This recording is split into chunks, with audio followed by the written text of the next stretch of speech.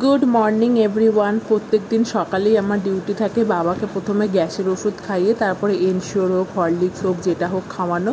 আর বাবার এখানে গলায় চ্যানেল করা, যেহেতু বাবার ডায়ালিসিস চলছে, তো এই চ্যানেলটা থেকেই আর কি রক্তগুলো যে পাইপ থেকে গিয়ে মানে যেটা অ্যাকচুয়ালি মেন প্রসেস থাকে আমাদের কিডনির যে জলটা সেটা বার করে দেওয়া, রক্তটাকে ফিল্টার করা, তো সেটাই গলার এই মেন চ্যানেলটা থেকেই হয়। তো যাই হোক, এখন একটু ভয় লাগছে, যেহেতু গলায় চ্যানেলটা করা আছে না, এদিক ওদিক ঘাটটাকে মুভ করাতে গেলেই আমার ভয় করে, খালি মনে হয় চ্যানেলটা যদি এক্ষুনি খুলে যায় তখন কি হবে। গুড মর্নিং এভরিওয়ান, কেমন আছো তোমরা সবাই? আশা করছি তোমরা ভালো আছো, সুস্থ আছো। আমরাও খুব ভালো আছি। আজকে হচ্ছে মঙ্গলবার, ঘড়িতে এখন বাজে সকাল 8:30। তো আজকে একটু তাড়াতাড়ি উঠেছি, উঠে বাবাকে সকালবেলা এনশিওর খাওয়ানো, গ্যাসের ওষুধ খাওয়ানো সবটাই হয়ে গেছে। আর এখন আমরা রেডি হব, কারণ বাবাকে নিয়ে যাব নার্সিংহোমে, যেখানে ভর্তি ছিল। অ্যাকচুয়ালি বাবাকে ছুটি তো দিয়ে দিয়েছে, কিন্তু সপ্তাহে 2 দিন করে ডায়ালিসিসের জন্য বলা হয়েছে। তো আজকে সেই ডেটটা আছে। তো অ্যাম্বুলেন্স আসবে, অ্যাম্বুলেন্সকে এখনও ফোন করা হয়নি। যিনি আর কি বাবাকে জেনারেল ডাক্তার দেখাশোনা করে, উনি ওই নার্সিংহোমেরই আন্ডারে রয়েছে। তো করছি, তো উনি একেবারে নিয়ে আসবে, কি বলে, অ্যাম্বুলেন্স নিয়ে আসবে। তো আমরা এখন রেডি হইনি, বাবার শুধু ওষুধ বাকি আছে কিছু, সেই ওষুধগুলো খাইয়ে দাইয়ে হাগিস, যে এল্ডার যে হাগিসগুলো হয় ওগুলো পরাবো, পরিয়ে জাস্ট একটা জামা পরিয়ে ওপরে একটা লুঙ্গি চাপা দিই, কারণ এখন তো বাবাকে প্যান্ট পরানো সম্ভব না। লুঙ্গি চাপা দিয়ে নিয়ে চলে যাবো, আবার ডায়ালিসিস হবে, হয়ে আবার বাবাকে ডায়ালিসিস করিয়ে নিয়ে বাড়ি আসবো। তো যাই হোক, এখন যাই, কৌশিককে একটু চা করে দিই আর বাবাকে ওষুধপালা দিয়ে দিই যা যা আছে, আর আমি যে রেডি হই। দাঁত মাজলি ওয়াক ওয়াক ওয়াক ওয়াক করতে থাকে, আমার এসব হয় না, ওরই হয়। যাই হোক, রেডি হয়নি, কৌশিকও আমার সাথে বেরোবে, বাবাকে ওইখানে ভর্তি করিয়ে দিয়ে ওইখান থেকে অফিস চলে যাবে, আমি ওখানে ওয়েট করে যাবো। 3 ঘন্টা কি 3.5 ঘন্টা লাগে ডায়ালিসিস হতে। তো অতক্ষণ বসে আবার বাবাকে অ্যাম্বুলেন্সে করে আবার বাড়িতে নিয়ে চলে আসবো। এই হচ্ছে আজকে পুরো রুটিন, মানে এখন থেকে দুপুর পর্যন্ত পুরো রুটিনটাই তোমাদের সাথে 1 মিনিটের মধ্যেই শেয়ার করে দিলাম। এখন চাটা করিয়ে গিয়ে, কেন ও খাবে, রেডি হবে, স্নান করে অফিসে ড্রেস পরেই ও একেবারে বেরিয়ে।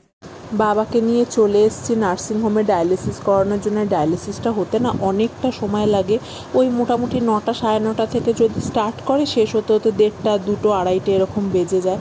কি আর করবো, এখানে ওয়েট করা ছাড়া তো আর কিছু করার নেই। ওই জন্য কানে হেডফোন গুঁজে গান শুনছি বা গল্প শুনি, যাতে এতটা ঘন্টা কেটে যায়। আর না হলে না, কি বলতো, বাড়ি গেলে বাড়িতে আধ ঘন্টার জন্য সময় পাবো, আবার আমাকে আধ ঘন্টা পরে বেরিয়ে আসতে হবে, সেক্ষেত্রে একটু অসুবিধা হয়ে যায়। আর ডায়ালিসিস করাতে গিয়ে বাবার কিছু ওষুধের প্রয়োজন হয়েছে, তো সেগুলি ওপর থেকে প্রেসক্রাইব করে দিল, ওগুলো এখন নিয়ে নিচ্ছি, কেননা যে ডক্টর যিনি ডায়ালিসিস করাচ্ছেন ওনাকে দিয়ে দেবো। আর বাবার যেহেতু চুল দাড়িগুলো এতটা বড় হয়ে গেছে না, দেখতে কেমন জানি কিরম একখানা লাগছে না, মনে হয় বেশি অসুস্থ। আজকে দেখি পারলে কেটে দেবো সেলুনের লোক ডাকিয়ে। বাবাকে নিয়ে তো অনেকক্ষণ আগেই বাড়ি চলে এসেছি, এসে খেয়ে দিয়ে একটু রেস্ট করছিলাম। আর এখন আবার যে ফিজিওথেরাপি করায় সে এসেছিল, সেও চলে গেল। এখন আমি যাচ্ছি হচ্ছে পড়াতে, কারণ 5:30 বাজে, 6টা থেকে পড়ানো আছে। মানে কি বলবো, একের পর এক হ্যাট্রিক হতেই থাকছে, কিছু করার নেই, সব দিকটাই তো দেখতে হবে না। গরমকাল তো, এখনো তোমার রোদ কমেনি, 5:30 বাজলেও রোদ এখনো পুরোপুরি কমেইনি, রয়েছে হালকা হালকা রোদ রয়েছে। পরে পড়িয়ে আসবো আস্তে আস্তে, আবার 8টা বাজবে।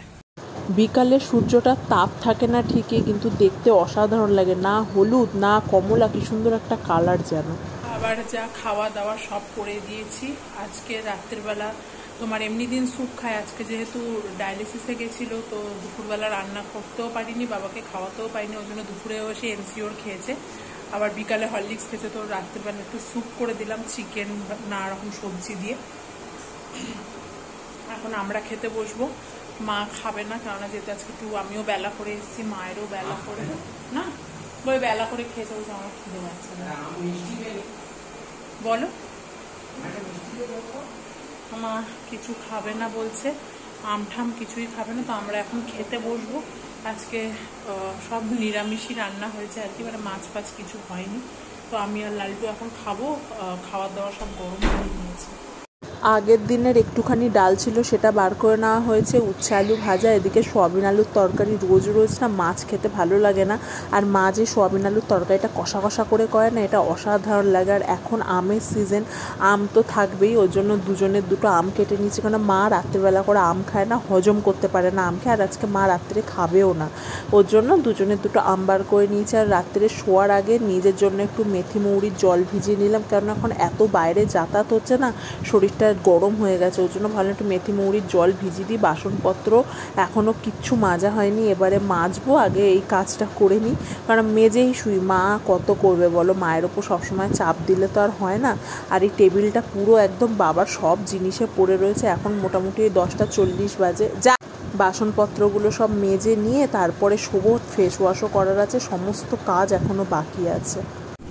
কানে হেডফোন গোজা রয়েছে, একদিকে গল্প শুনছি আর একদিকে সব কাজগুলো করছি। মানে একা একা বোরিং লাগে, কেননা মা ওই ঘরে শুয়ে পড়েছে, লালটু ওই ঘরে ফোন দেখছে, একা একা না এখানে থাকা ভালোও লাগে না, বোরিংও লাগে।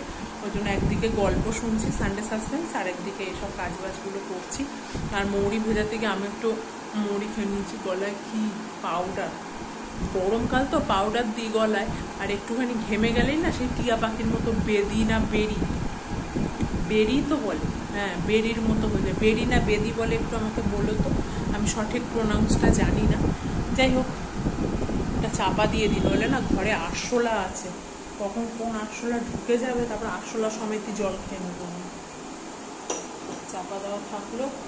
আর দুটো থালা একটা বাটি রয়েছে, বাদ বাকি বাসন মাজা হয়ে গেছে, মেজে মুজে নিয়ে শুয়ে পড়বো। সব কাজকর্ম হয়ে গেছে। আর ফেস ওয়াশ করে না আমি রেগুলার একটু বরফ দিই মুখে, কারণ সকালবেলা দেওয়ার সময়ও থাকে না, আর কি বলতো টাইমও পাই না।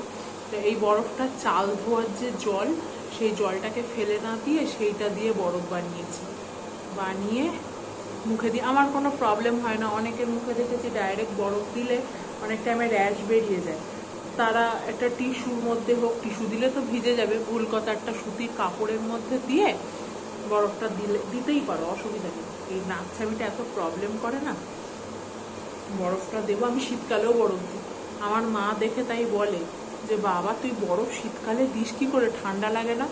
আর দেখো, রূপচর্চা করতে গেলে বা একটু স্কিনটাকে যদি ঘরোয়া পদ্ধতিতে ভালো রাখতে চাই, তাহলে তো একটু কষ্ট করতেই হবে, তাই না? তো চোখের চারপাশে দিয়ে দেবো, কারণ এই কদিন ঠিকঠাক ঘুম হচ্ছে না, টেনশন আছে, তো চোখের তলায় কালি পড়ে যাচ্ছে আমার, ঘুমও না রাতে ঠিকঠাক হয় না। কেন কে জানে, ছেলের টেনশন থাকে, সকালবেলা উঠে বাবাকে ওষুধ দিতে হবে।